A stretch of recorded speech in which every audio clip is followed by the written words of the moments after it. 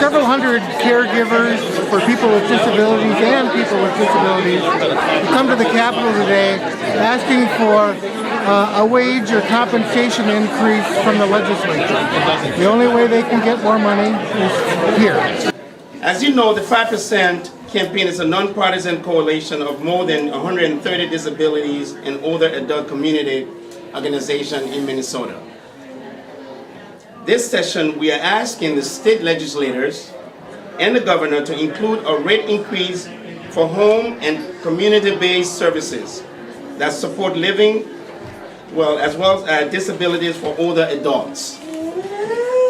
A rate increase is needed to address the caregiving workforce crisis. I keep saying the things that we do because I'm assuming that all of us here today have experienced these things.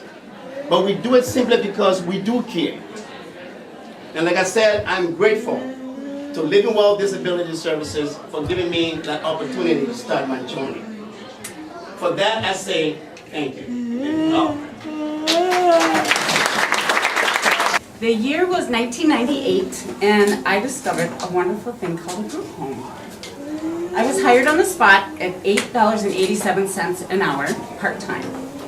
Later, I decided to go full-time with Wingspan because I knew it was something special and all of those beautiful people needed people like me. I was 25 years old, I had recently been married, I had just bought a home, and I dreamed of having a large family. It's 2015, and I'm proud to say that I still work full-time for Wingspan.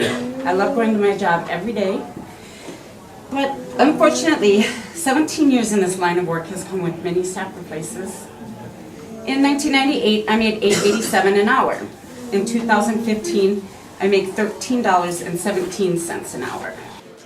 My organization that I work for currently has an 11% vacancy rate.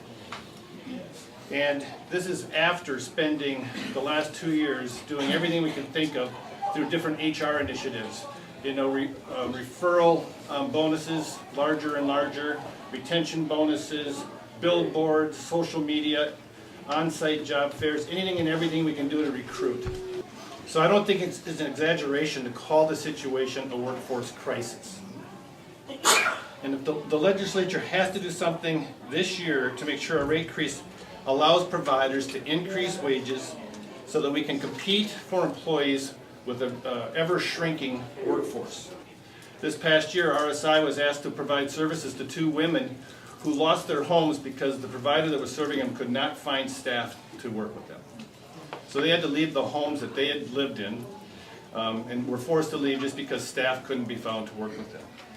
All of this is happening at a time when the state of Minnesota is tasking itself with getting folks with disabilities and older citizens the opportunity to live in a less restrictive setting, and they call it the Olmstead Plan.